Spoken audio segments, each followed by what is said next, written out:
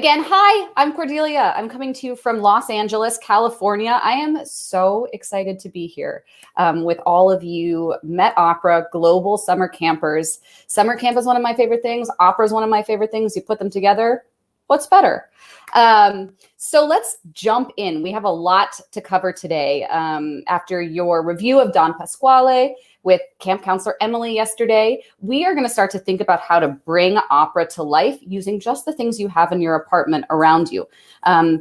So without further ado, let's dive in. Oh, one thing I want to say before we dive in is yesterday and even right now, you guys are so thoughtful, insightful, enthusiastic in the chat, and I really want to encourage you to stay that way through today. I'm going to be asking a lot of questions, giving you a lot of sort of creative prompts and suggestions, and can't wait to see what you guys come up with. So definitely fingers ready to contribute to that chat, because that's going to be a big part of today, hearing each other's ideas, and thinking through how you can begin to create your own operatic masterpieces using just the things you have around in your home.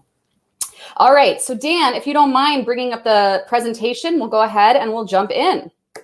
All right, today we are talking about alter ego transformations. You will be creating an opera in 6 acts of sorts, directed, conceived by you.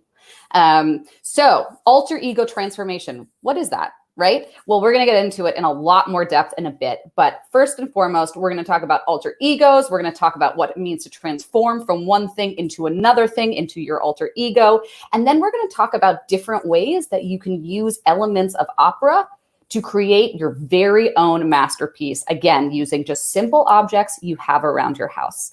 So really today, the thing you need most, more than anything else, is your creativity cap, or maybe your imagination scarf, right?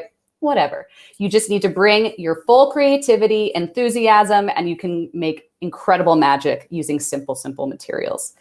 So Dan, let's hit it to the next slide. Great. Again, some of these things I've already said. Comment away. Other reminders, Emily or Dan, feel free to jump in before we really hit the ground running. Don't forget, okay, we're still a couple minutes out from joke o'clock, but don't forget that joke o'clock, it is punctual, it is serious. There will probably be a couple joke o'clocks during this session. Again, we still have a little bit of time before the next one comes, but don't forget to submit your jokes using the Jot form link that I'm sure Dan will throw up multiple times. So many of you have already. It's so cool that we are sourcing jokes from across the world. I just love that. And extra points, again, if they are either music related or opera related. 10 extra points if you can write a joke that somehow relates to the themes, content, or music of Don Pasquale. All right? So that's the challenge for today's joke o'clock and today's submission. Those I think you're going to have to write. I don't think the internet is rife with a bunch of Don Pasquale jokes. If you can come up with a Don Pasquale joke, super thumbs up. All right. If there aren't any other reminders, let's go ahead and get into some of these activities. All right, so here are the things you're going to need. And again, you don't really need much more than paper and pen, markers if you have them. Again, today's whole activity is about using what you have around you in super creative, exciting ways to make something awesome. If you have a camera or a phone, that's great. If you don't worry about it. If you have scissors, also great. If you don't worry about it. I think the last thing that would be useful is maybe some tape. But again, you won't need it during this hour. What we're going to do really during this session is I'm going to give you all sorts of ideas, all sorts of inspiration and tools you can use to go away and make your own masterpieces on your own throughout the week. And then you can come check in with Emily or myself if you have questions or want to bounce some ideas off of us. So I'm going to throw a lot at you during this hour. It will use these basic materials plus anything else you want to or conceive of using. And again, you don't really need anything for this hour. So this is really just to give you some ideas so you can go away and make operatic magic. All right, let's go to the next slide. Okay, so let's talk about alter ego, right? I said at the top, the theme of today is alter ego transformation. What am I talking about? So folks, use the comments, right? Do folks know what an alter ego is? If you do, maybe write an example of an alter ego that you really like, that you maybe from a movie or a book that you've seen and you really love. Now, if you don't, that's totally fine. I'll explain right now. Let's go to the next slide, Dan, if you don't mind. An alter ego is a second or different version of oneself, right? So I'm Cordelia, I'm camp counselor Cordelia, but maybe there's something inside me or something I love or want that that doesn't really get to come out every day in my everyday life as I go to work and I'm doing teaching or I'm making theater, right? Maybe there's something inside me that only gets to come out certain times. And that maybe is the basis of my alter ego, right? I see someone in the chat exactly said like an alternate identity, like a superhero, right? Exactly. That's exactly right. A really famous one, Jekyll and Hyde. I see Allegra. That's sort of like one of the real OG alter egos, right? Jekyll, who was a really respectable gentleman, and Hyde, who was a really sort of not respectable sort of scoundrel. And it turns out, twist, spoiler alert, they're the same person, right? So it's this alter ego. And then we know we have a lot of superheroes, all have alter egos. They're regular people during the day. And then when there's a situation that arises, they transform into this other alter ego with superpowers that can save the world, right? So there are lots of examples of alter egos throughout literature and throughout opera, right? So let's see. Senator Palpatine, Emperor Palpatine from Star Wars. That's one of my favorites. I just wanted to shout that out. That's great too. So let's talk about some other examples and the example from Don Pasquale, right? So Nerina, Sophronia, right? And this is a little different. So Nerina, lovely young widow, very smart, really sort of wants a simple life. She just wants to be able to marry her love, Ernesto. And so to do that, she creates this alter ego of Sophronia, who at first seems very timid and very meek, but then transforms into this alter ego, this woman Sophronia who is greedy. She's demanding. She's loud. She gets her own way. She's bossy. She runs circles around Don Pasquale, right? So that's why we're thinking about alter egos. Nerina creates Sophronia, who starts out meek and timid, but then transforms into this alter ego, Sophronia, who just, in the end, wears Don Pasquale down so that Nerina can get what she wants, which is the ability to marry Ernesto, right? Let's think about some other examples. You guys have already named so many great examples in the comments. We can go through these very quickly. One, I think, Dan, if you want to hit us with another click, is Superman and Clark Kent, right? This is a really, really famous one. And then we have Beyonce and Sasha Fierce. And I want to talk about these two because I think it's a really helpful way to start thinking about all the different ways alter egos can be sort of realized in literature and in your own pieces in a little bit. So Superman, Clark Kent, right? Clark Kent famously wears glasses. He's very shy. He's quiet. He's a journalist. He works at the newspaper.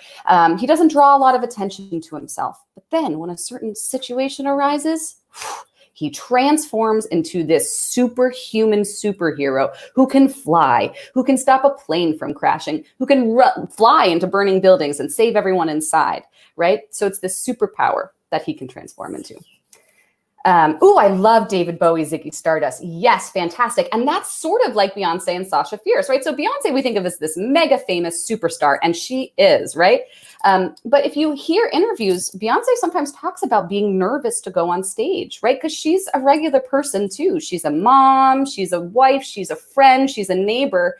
And she talks about how sometimes in order to go out in front of these crowds of 1,000 people, she has created an alter ego named Sasha Fierce, who is completely unafraid, who puts on those high heels, those incredible costumes, and can go out and serve it to thousands of people. And that sometimes Beyonce needs the help of that alter ego to work up the bravery to be able to be that performer we all know and love. So that is not even a superpower, right? It's sort of a difference in a way of thinking and maybe a quality like bravery that the alter ego has that maybe your everyday personality doesn't. Great. All right, let's move along. Okay, so let's go back to Sophronia turning into Sophronia, right? So Sophronia, when she first comes to Don Pasquale, starts out as pretty meek, mild. They say she's just from the convent. She's a young, innocent girl. So let's go ahead and see that picture, Dan, if you don't mind clicking that. Right. So this is a picture of Sophronia when she first meets Don Pasquale before a certain event happens. Now, as you can see, I have a square around that picture and a line under. That line is for you guys to think of a line of dialogue. What do you imagine this version of Sophronia saying in this moment? What kind of language would she use? How would she talk? How can we make words match this picture of Sophronia before her transformation? So just take a minute to think about it. You're going to think about a line of dialogue. I imagine her saying something like, very nice to meet you. Maybe she's a little shy, right? She's probably not being very loud. She's probably, yep, and that's right. Someone is saying correctly that that's Anna Netrebko in the role, yep, at the Met a couple years ago.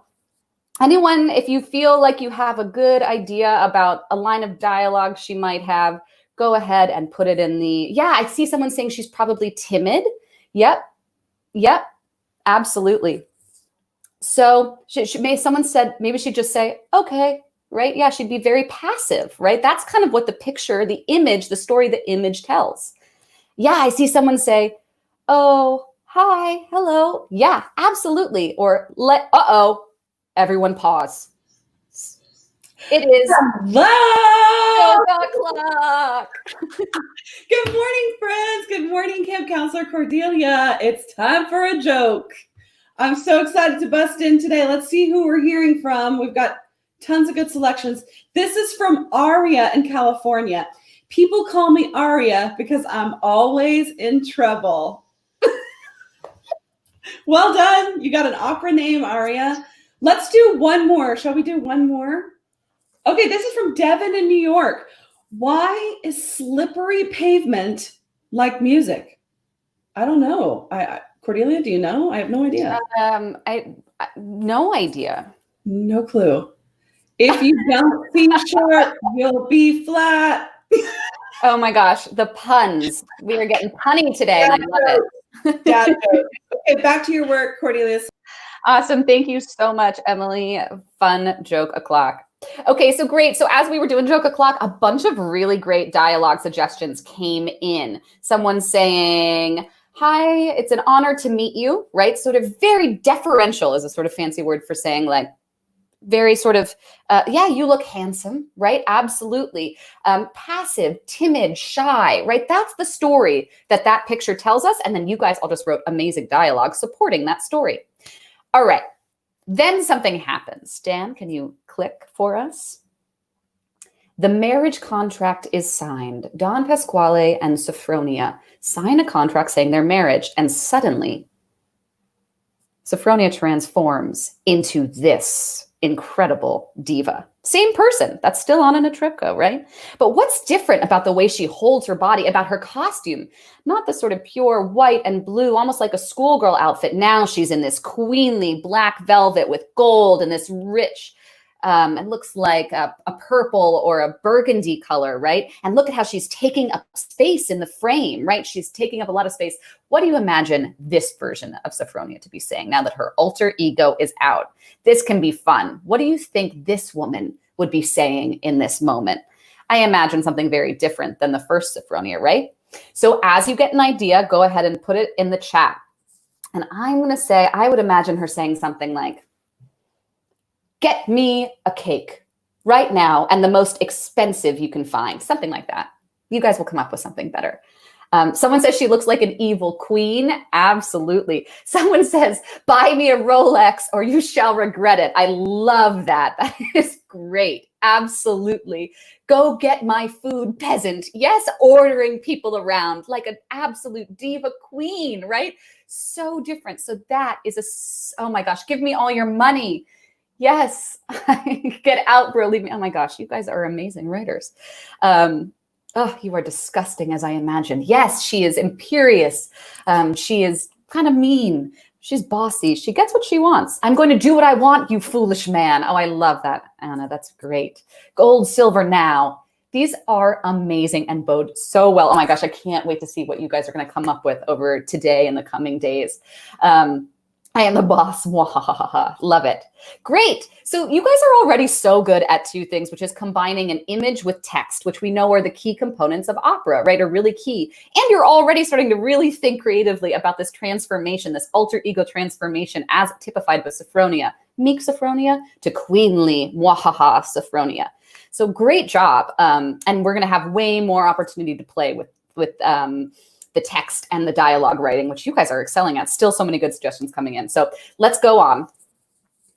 Great. So let's put all the creativity you guys just dropped into the chat. Let's get it rocking and rolling. We are ready for you guys to start thinking about creating your own alter ego, right? So to do that, the first question you have to ask is, who is my alter ego? Who is your alter ego? And honestly, maybe it's what is your alter ego, right? So Dan, if you give us some, so here's some things that I think about when I'm thinking about creating an alter ego. Are they human, right? Maybe they're an animal. Maybe my alter ego is like a lioness, right? Or maybe it's a half cat, half opera diva, a soprano, who can hit a high C and is a cat, right? It can be anything. The limit is totally just your imagination. So it can be a made-up creature. Who or what is your alter ego? That's what you have to start to think about. The next question to consider is, why do you transform, right? So we've talked about this a little already, and Dan, you can go ahead and hit the next thing too. Is it an emotion that causes you to transform? I saw someone in the comments already mention the Hulk or Bruce Banner, right? Which is another superhero example of an alter ego. I think he's a scientist, right? He's, again, sort of a scientist shy. And whenever he gets angry, he turns into this huge green monster that can kind of just destroy anything around him. And in that case, that example, it's an emotion that causes the transformation. Whereas like Superman, right, it's a situation. There's a burning building and Superman has to spring into action, right? Or with Beyonce, Sasha Fierce, right? It's Beyonce has a concert she needs to do. That situation causes her to call upon her alter ego and transform. So step to think about why you transform into your alter ego. And then the last thing is to think about, how is your alter ego different than your everyday self? What can your alter ego do that maybe you can't every day? And again, you can go ahead and hit the pop-ups, Dan. That could be a superpower, like as we've talked about a bunch. Maybe it's a skill or talent. Guys, I cannot sing, but I love opera. Maybe my alter ego is like, can sing any style of opera, can sing any voice part. Why not? It's an alter ego. I get to make it up. I can sing soprano, alto. I could even sing bass as my alter ego. Yes, someone says my alter ego might be Puccini. Yes, capable of composing incredible operas. Yeah, absolutely. So maybe it's a skill or talent. And then the other thing is, maybe it's just a quality, a way of moving in the world. Maybe it's an emotion. Maybe, sometimes you feel a little lonely. I think maybe we all have in the past couple weeks, right? Maybe not being able to go to school. Maybe it's just about suddenly being able for your heart to grow, as an example that we'll talk about in a second, that a student of mine shared with me. So it could just be something different. Maybe I'm scared of something that my alter ego is not scared of at all, right? So it can be any of these things. My alter ego is Abraham Lincoln. I love that. Love it. Great. So what I want to do now is I want to give you guys, let me make sure I'm doing this right. So yeah, you can go to the next slide, Dan. And I laid it out this way just to give you guys, I'm going to give you guys like a minute or 90 seconds to answer these 3 questions or just to think about them. If you want to share in the chat during this time, you can, but you can also just take this time to sit back for a second and reflect on these 3 questions. Who or what is your alter ego? Why do you transform? And how is your alter ego different than your everyday self? So we're going to put on a little background music and I'll just sit here and bob my head. And you can, I love my alter ego as a cat. That's great. So you can go ahead and drop some of the thoughts about your alter ego in the chat, or just quietly think about it to yourself and take some notes if you want. And I'll just sit here and do this to entertain you.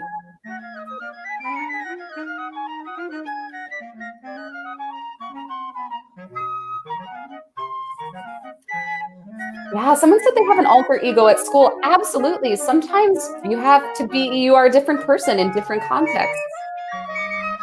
Absolutely, you can have 2 alter egos. The only limitation is your imagination. Oh, I love that, Fat Boy and Robin Jr.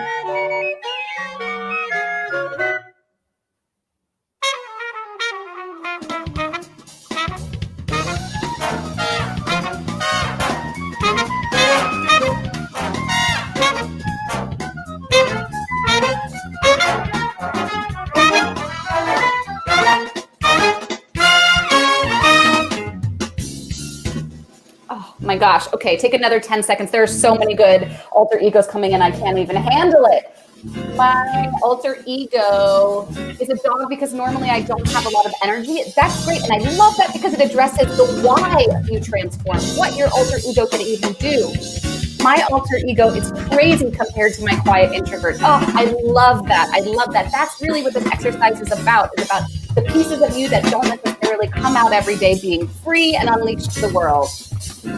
Oh my gosh, we have quite a skilled soccer or football alter ego in the house. All right. So let's start to wrap that up. Dan, you can go ahead and kill that music. And amazing. You guys are just incredible. The creativity coming through on this chat is mind-blowing. And if you feel like you're still not sure about how to answer some of these questions, that's okay. There's no rush. This is just the beginning. You have all week to keep thinking about it and keep working on your alter ego project. So if you're still a little bit like, I'm not sure, don't worry. This is just the beginning. Great. Oh my gosh, I wish I could read each of these comments out loud. They're all so amazing. You guys' creativity is through the roof. Oh, joke o'clock, joke o'clock. All right, everyone, joke caps on. Hello. Hello. Looks like my camera's acting up. Uh-oh. Well, if it can't come through, I can read the joke o'clock, but we'll miss I can see it. Y'all just... Oh, there you are. I'm frozen, but I'm there. Guys, it's time for more jokes. Yes. Let me just give you one quick one, Camp Counselor Cordelia, and then we'll just keep on moving. This is Alex from Winnipeg, Canada. What did the toast say when he was dancing to the music? Oh, I know. I think I know. I have no idea. Yes! This is my jam! Love it. Awesome. And it kind of makes me hungry, honestly. Some toast with jam sounds great about now. That was great. Thanks, Alex from Canada. Awesome. Thank you. All right. So let's press on. You guys have all started to think incredibly about your alter egos. Let's start to combine that with why we're all here, opera, right? So let's think about the three elements of opera. Right? And when I say elements, I mean pieces or things that go into making up an opera. If you had to tell someone what makes up an opera, what would you say? Drop it in the chat. Would you say, well, I can think of big ones, but I'm not going to give it away. I'll just wait patiently to see what you guys think are the big components of opera. And one thing I'll say is that this is one of the reasons I love opera so much is that so many different kinds of forms of art go into making an opera, right? Clothing, I see someone, jokes are jokes. Joke o'clock on the mind. Costumes are so important in opera, as we saw in that Sophronia transformation, right? The music, absolutely. The music is key. That's one of the components we're definitely going to be talking about today. Beautiful. What else do I see? Acting, absolutely. Singing, yes. Singing and music, melodrama, vocal, yes. Different tones in the music, absolutely. And so I want to go back to someone's suggestion that the clothing, the costumes are important as well, because the other piece of it, we have music. Dan, you can go ahead and throw up these three things, right? So much set design I see, absolutely. Dancing, orchestra, yes. The music, the acting, the costumes, the dialogues.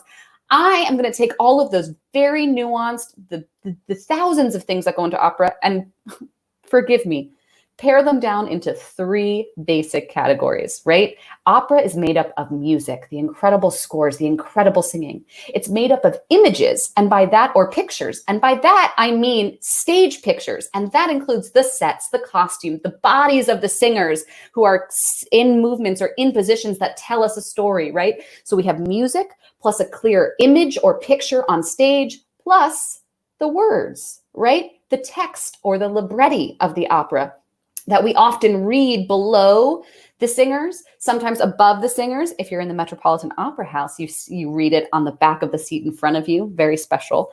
But these are basically the three big categories. And within these categories, all the things you guys have suggested in the chat are exactly right. The music, the pictures, and the words. All right. So let's talk about how to put those all into action. Dan, you can go to the next slide. Okay, so this is a stage, right? Looks like a normal stage. If we think about a stage, it's really kind of just a rectangle, kind of like this frame, right? Like this frame I'm talking to you guys through, actually, right? A stage and an opera stage in most traditional opera houses is a square, right? Now, in that square, we put our first element, an image, right? And that image consists of the bodies of the singers, right? So here's an image from Don Pasquale production at the Met a couple of years ago.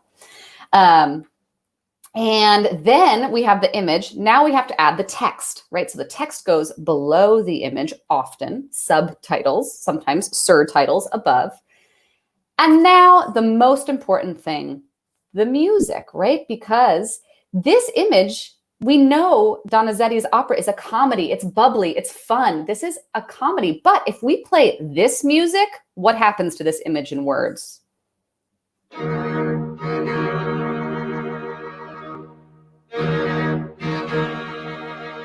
What does that do to this picture and these words? It kind of changes the story we're telling, right? Suddenly, I'm not sure that he's getting out of there okay. Suddenly, I think Anna Netrebko's character, Nerina, is really, really angry. It totally changes it into drama. Absolutely, Tom. Thank you. It changes what we know as a comedic opera into a drama because the music is such an important part of telling the story. Thanks, Dan. Now, because we know Don Pasquale is an opera that is comedic, I want to see what your suggestions would be for some music that maybe is not actually Donizetti's score, but you think that would better tell the story that Donizetti was trying to tell, a comedic story. These two folks are making a plan together. They're joking around. We think probably that pan is going to, if it hits his head at all, going to bang off and not hurt him like a cartoon, right? This is not a serious drama. So if anyone has a thought, yeah, I love it makes it graver. Someone said it looks like it's a divorce with that music. Absolutely. But what would some suggestions of music be that you think would tell a more comedic story? So drop those in the chat and let's see what comes up. Because we know that it's supposed to be funny. It's supposed to be bubbly. It's supposed to not be a terribly dark opera. That's another. Oh, we have a joke o'clock. Yay. Hello, hello, who needs a joke? We've got two really good ones this time. I'm sorry to interrupt you, Camp Counselor Cordelia. I know we're doing such good work here, but these just had to be shared. Are you ready for joke o'clock? This is from Jesus from San Antonio. What up, San Antonio? Teacher, how good are you at picking up notes? Good question. Student, well, I'm not sure if I could lift a whole piano. Don't try that at home, folks. Do not try. No. Well done, Jesus. This is from Mary in Virginia Beach. How many conductors does it take to screw on a light bulb? I do not know this. I don't know either. Probably a lot. I don't know. We don't know. Nobody was watching. Oh, poor conductors. Oh, yeah, poor conductors. Way to go, you guys. Keep those jokes coming. Well done. These are fantastic.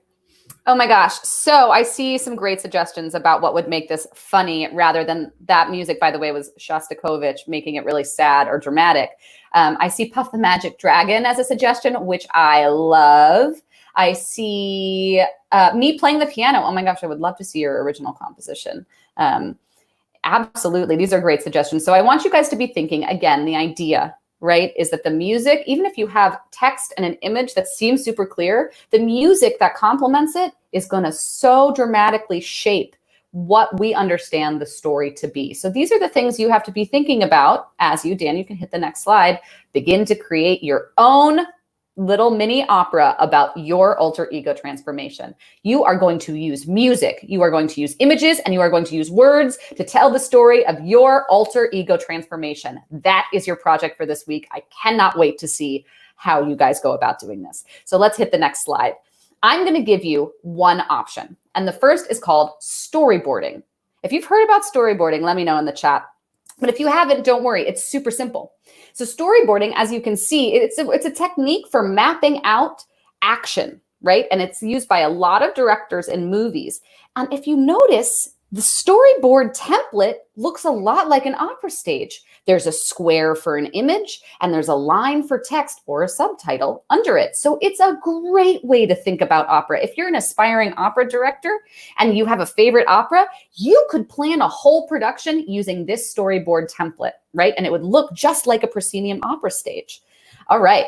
So basically, if you want to go to the next slide, Dan, we're going to look at an example of storyboarding. This is from Toy Story. So you can see these professional animators from Pixar use this same template to plan out the movies that they later animate using a computer. So you can see in the square, they plan an image and then they put the text that goes with that image under it. This also kind of looks like a comic book, yeah? So you can tell that these, even though they're still images, it really creates the illusion of action. You really feel like there's something moving. And it's just all it is combining two of our three elements of opera, image and text. All right, let's go to the next slide. All right, so this is another example of storyboarding from a movie you probably all are very familiar with, Harry Potter. And it combines words, it combines pictures, and then you guys are going to have to combine music because storyboarding doesn't necessarily include music, and that's where your creativity is going to come in. But I just wanted to show you another example, right? So you can see Harry slumped over the table and another character behind him. So it really gives you the ability to map out how you're going to use the frame and tell your story. Next slide. All right, so if you are going to choose storyboarding as a way to tell the story of your alter ego transformation, the first thing you need is a storyboard template, and it's really easy to make one. I made one using this playing card. All I did was trace the playing card and then put a line under it. That easy, right? Now, if you don't have a playing card, you could use, maybe if an adult human will let you borrow a credit card, you could use that. But you could also just draw a square. It doesn't have to be perfect. Mine is not perfect. You can see all my little ink blots and sort of uneven lines. That's okay. It's not about being perfect. It's just so easy to make one using just paper and pen. Now from there, you're ready to start drawing. So let's go to the next slide, Dan. All right, so in the first block, you're gonna put you, your everyday you before you transform. In the second little frame of the storyboard, you're going to put the situation that provokes your transformation. So why do you transform? That's where you're going to draw that scene. Then the next frame is the transformation begins, right? What does the transformation look like? What does it feel like? What does it sound like? And because the transformation is really the whole point, you get 2 frames for that. So the third frame and the fourth frame are your transformation frames. And then we get to meet your alter ego in frame 5. And in frame 6, we get to see how your alter ego changes the world or meets the world. So here's an example from a student of mine. If you go to the next slide, Dan. Absolutely, an index card. That's a great question. Thank you. An index card is perfect. You can really use anything that's square to trace your storyboard frame. And again, if you don't have anything to trace, just draw a square. Even if it's not perfect, that's totally fine. You just want to give yourself that frame to work with. So this is an example, and I wanted to use this example because it shows you that you do not have to be good at drawing. I am not very good at drawing, but that's okay. You can use stick figures to tell a story really effectively. So let's look a little closer at this. Now you might not be able to see because the picture's not great, so I'll read the text under the frames. The first frame is just someone, and you can see that she's a little sad, a little frowny face, and she says, "I feel lonely," right? And then in the next frame, we see someone come hold her hand. That's the situation that causes the transformation, right? And it says, all the text says is, "Oh, hello." And then in the next frame, the third frame, we see the heart start to grow. The transformation is beginning. The friend says, "Oh, hi." And then in the next frame, we start to zoom in. Do you see how we get closer on the main character, if you will? The heart gets bigger and the text says, "Oh my gosh, what's happening?" Right? And then in the next frame, the heart is huge and says, "Oh my gosh, my heart is growing." And then in the last frame, we see that alter ego transformation, this big sort of like heart human, right? That's the alter ego. Maybe someone who is lonely transforms. Their alter ego is this big bursting heart that is then spreading love all over the world. And isn't that lovely? Right? And again, just stick figures and only one color marker. So you don't need a lot of tools to tell a really compelling story just using the storyboard. So that's option number 1 for you to tell the story of your alter ego transformation. Let's look at some other options. Puppets. All right. Now, I love puppets. Puppets are amazing, but I want to talk about puppets a little bit because I think when most people think of puppets, we think of like Pinocchio, right? Which is a specific kind of puppet, a marionette. That's a puppet that has strings.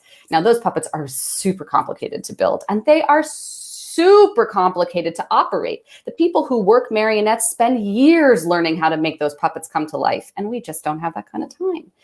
And I also really want to encourage you to think creatively about puppets. They can be made out of anything. And we'll see that in a second. Literally anything.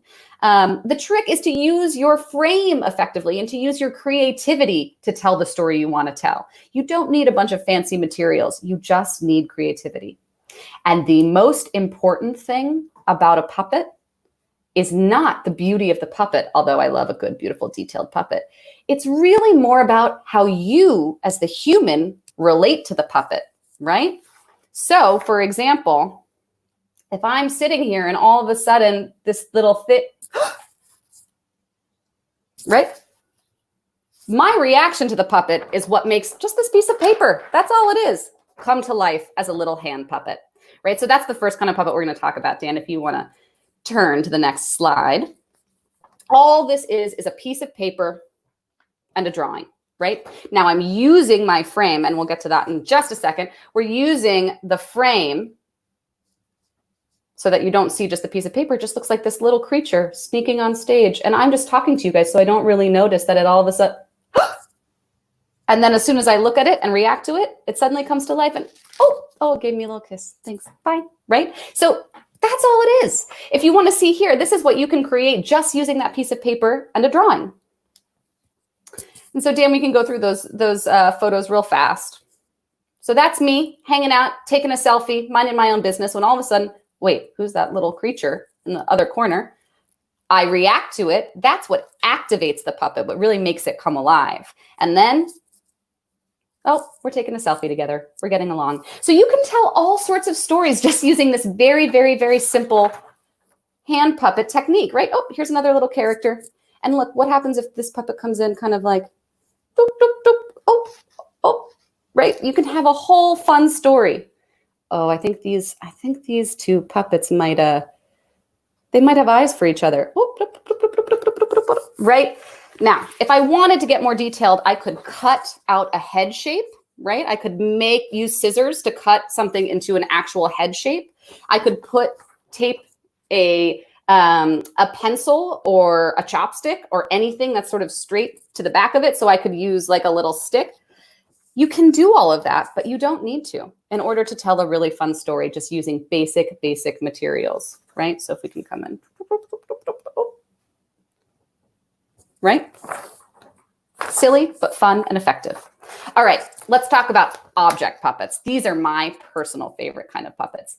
Object puppet is just anything around the house, and there's one key thing you need to do to make it come to life. That's add eyes. Eyes are what make something come to life. So, Dan, let's go ahead and go through these photos as well. So these are just two objects I found in my kitchen, right? This little pot and my favorite yellow pitcher. Nothing fancy. Now, you wouldn't think that those could be puppets, but very simple trick to make them kind of come to life. Dan, you can go to the next picture. All I did was cut out a little piece of paper and draw a half circle within that circle, tape some eyes to that thing, and suddenly these two things have a relationship. That pitcher and that little pot, maybe they're friends. In my mind, the story is that the big pitcher is up there and its friend, the little pot, wants to get closer so that they can talk and hang out. So that's the story I tried to tell, right? Watch, and we can go to the next slide to see. Oh, so all of a sudden it starts to grow, right? And all I did to change it was go from a frown mouth to a surprised mouth, which is just that little circle at the bottom. And then the next slide, boom. And now they can talk to each other. The pot is all grown up, right? So again, it did kind of look like a mustache. Someone said that. I agree that the frowny face kind of looked like a mustache. I'm glad you caught that because I was thinking the same thing too. But again, this is so simple, right? So all you need is paper. If you don't even have scissors, you could just tear out a circle and use that as eyes and go find something in your apartment and create a really fun puppet, a really fun story, make something come to life. And it's, again, all about transformation, that little pot transforming into something bigger so it can talk to its friend.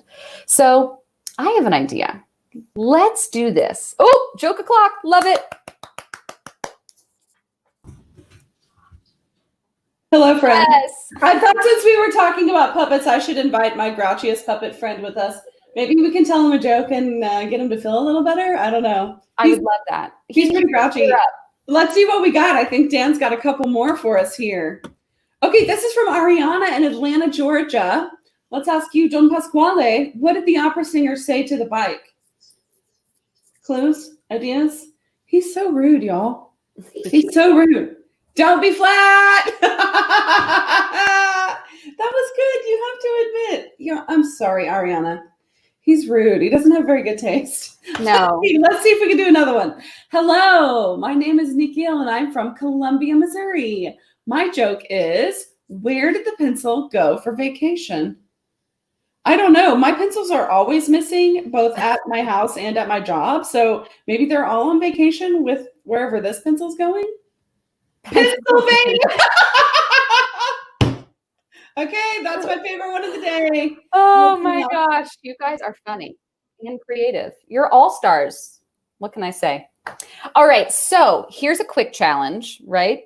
If you want, let's see, go somewhere in your home or wherever you're watching this broadcast from and grab an object that you think would make a really fun object puppet. Ready? I'm going to give you 30 seconds. And while I give you that 30 seconds, I'm going to count down so that ready, set, go. 30, 29. Go find an object that you think is going to make a really good puppet just in what you have around you in your home. 28, 27, 26, 25, 24, 23, 22, 21. 20 seconds left. 20, 19, 18, 17, 16, 15, 14, 13, 12, 11, 10, 9, 8, 7, 6, 5, 4, 3, 2, 1, 0. Come back. If you have something, drop it in the chat. I already see so many funny suggestions. A dirty napkin. Yes.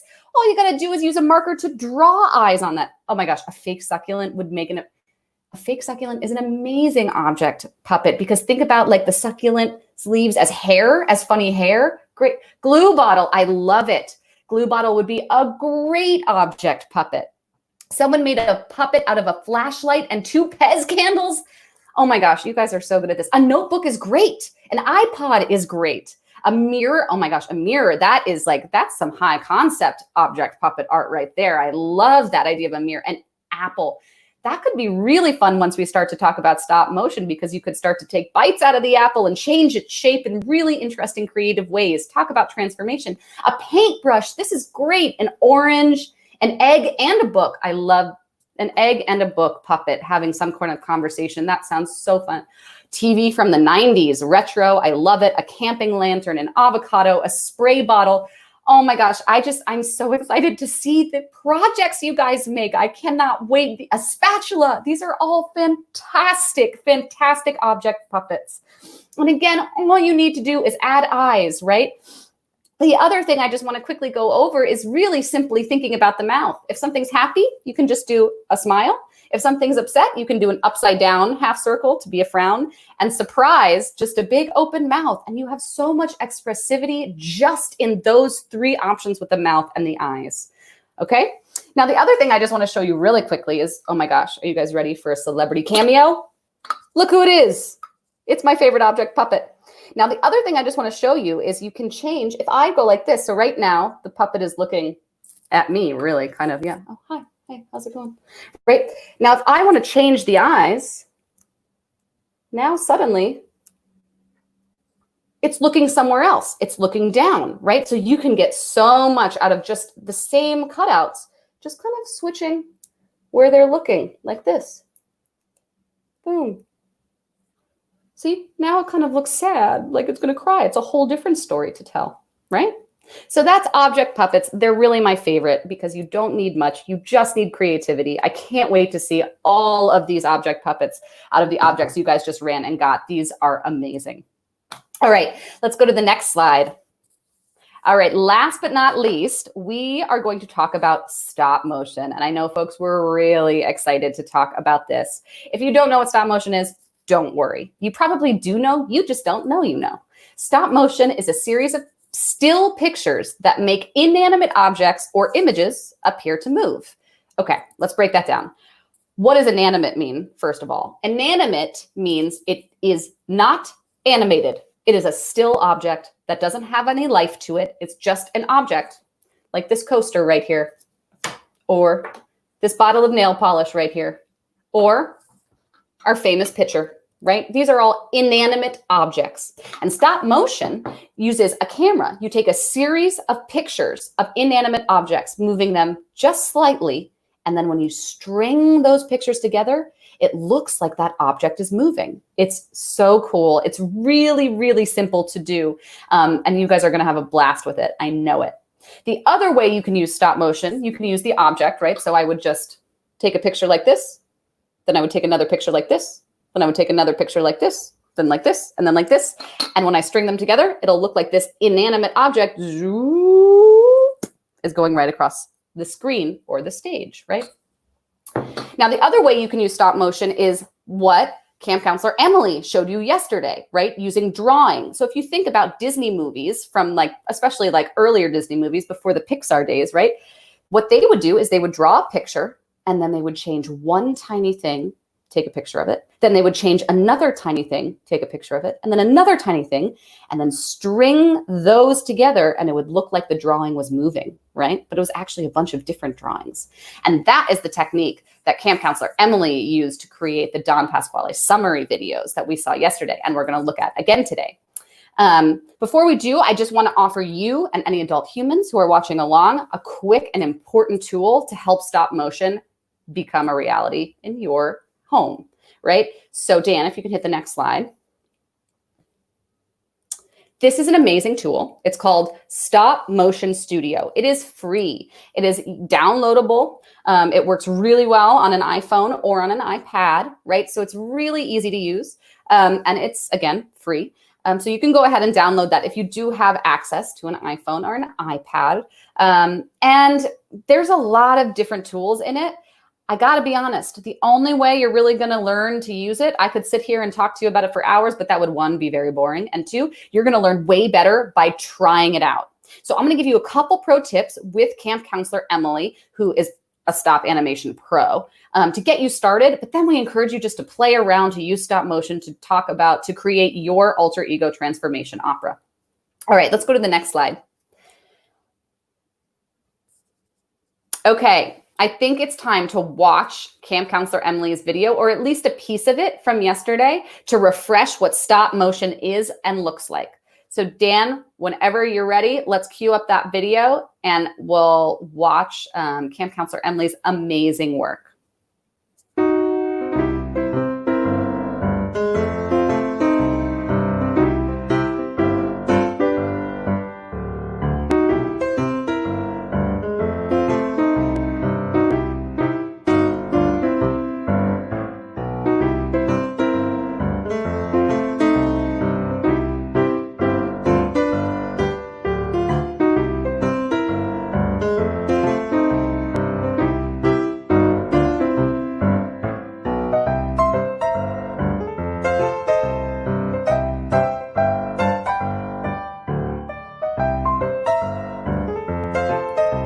All right, I think we can go ahead and pause there. Awesome, thank you.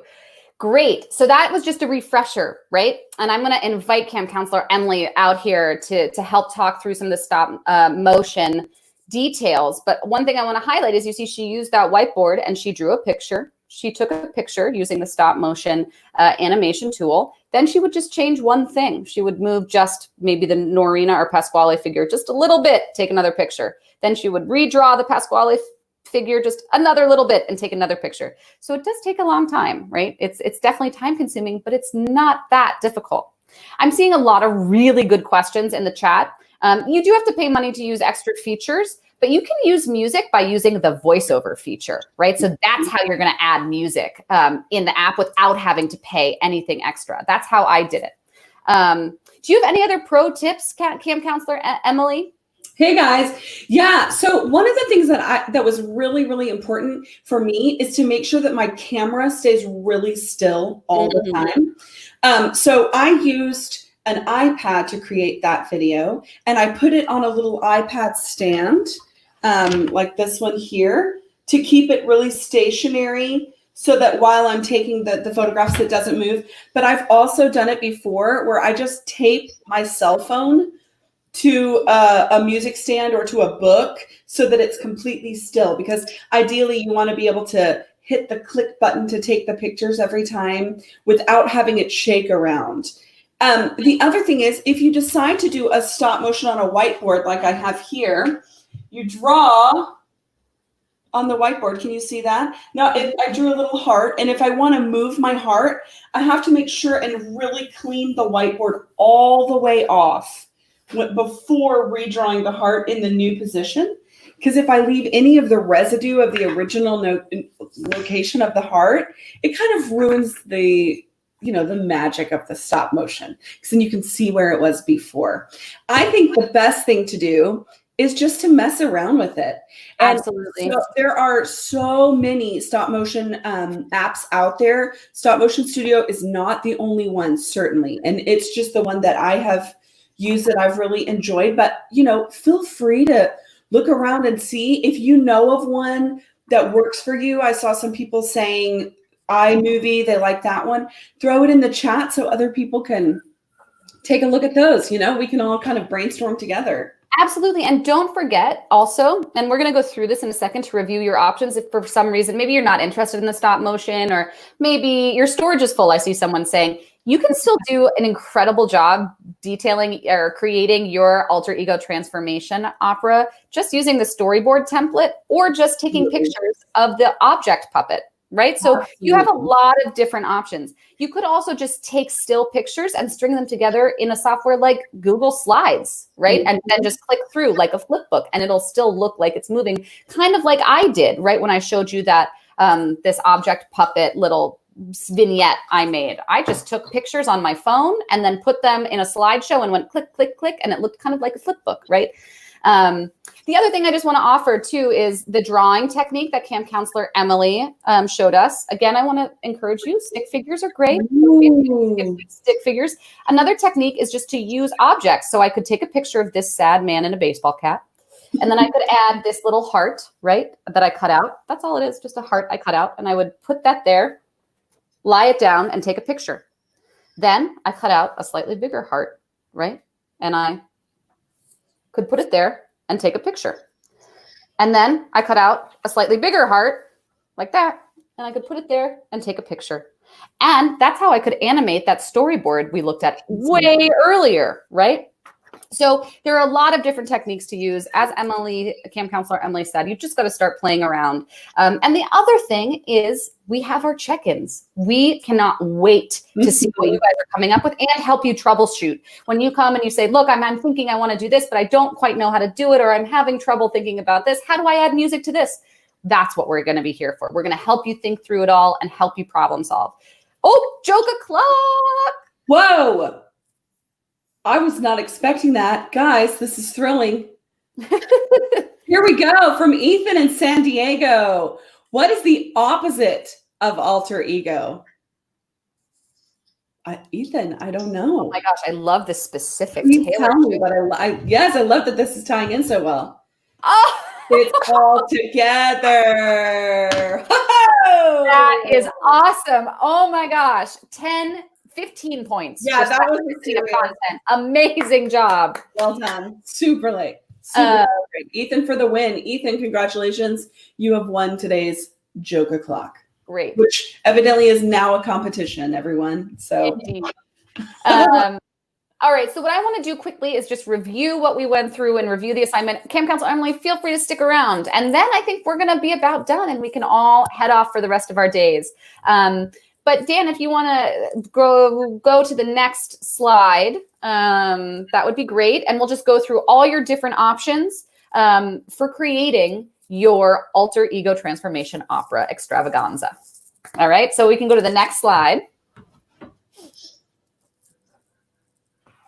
Oh, right. This is great too. This is another setup that camp counselor Emily showed me that I thought was great because it shows you can really use what you have around. She taped her iPhone to a stand and then had her workspace below. So even if you don't have a special stand, you can just kind of use what you have around. You could tape it to a table overhanging your workspace as well. Next slide.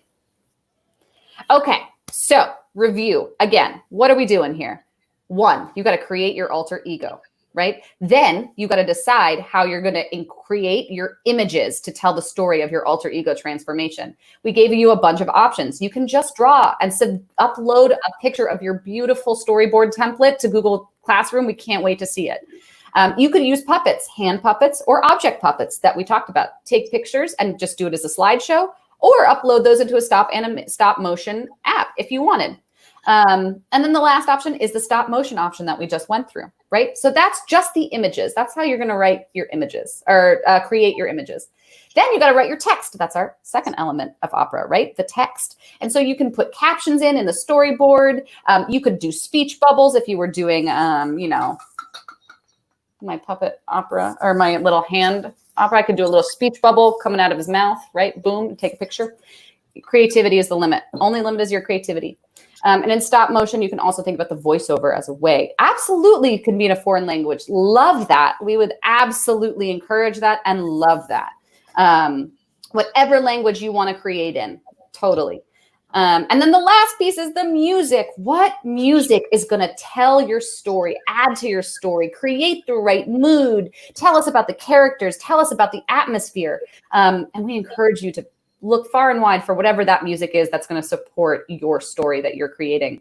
So then you'll have your images, your text, and your music. You're going to put it all together and you're going to upload it to Google Classroom in whatever form you want. It can be a series of pictures. It can be just a picture of your storyboard template, or it could be a movie you create in the stop motion app, whatever you prefer. So awesome. We cannot wait to see these projects. And also, again, if you're feeling a little overwhelmed or you have a specific question, don't worry. We have the check-ins where you can come ask us and talk to us questions. Anything else? So awesome. Camp Cordelia, you're amazing. This was just incredible. You gave us specific ideas, all different kinds of ways to bring the story to life and make it personal. I cannot wait to see what these guys come up with. Before we finish up for today really quickly, let's just review our schedule for the week. Great. So that you are reminded of what to expect. So tomorrow, which is Wednesday, June 24th, we've got a check-in on Zoom. Now, remember that these times are New York City time, so Eastern Standard Time. 11 a.m. is going to be for our younger cohort. That's grades 3 through 6. And then right after that at 12 p.m. Eastern Standard Time will be for our, let's see, it's on YouTube and Facebook Live. We'll have an artist chat there. And that is with Javier Camarena, which is going to be just really super incredible. And then starting right after that, you can watch Don Pasquale for free. I can't wait to see what you feel about it. It's going to be amazing. It's going to be available to stream for 48 hours. Then on Thursday, we have the check-in Zoom. Now, this is at 11 a.m. Eastern Standard Time for our older cohort, so 7th through 12th grade. Then on Thursday, right after that, at 12 p.m., we'll have opera story time with the incredible soprano, Leah Hawkins. Join in with her. She's so vibrant and so lovely. We're going to really enjoy our time with her. Finally, Friday, it'll be time for that Campa Showcase. And that's where you guys will get to just show off all the work that you've submitted on the Google Drive. So you're going to use your time on Wednesday and Thursday at 11 a.m. Eastern Standard Time, depending which cohort you're in, to ask us questions, meet with us. We're excited about Zoom because we can actually communicate with you directly there, which is going to be super cool. And then on Friday is when we'll get to show off all your hard work. Great. And if you have questions, if you're a little confused about how to put it all together or what the assignment is, there are instructions in Google Classroom. I'll upload this presentation and a review of sort of different ways to put it all together. That will be in Google Classroom for you to use. Awesome. And you can always email summercamp@metopera.org. Thank you guys so much for joining in today. Thank you, Camp Counselor Cordelia. You were amazing. We look forward to seeing you guys tomorrow. Yes. Bye, everyone. Bye.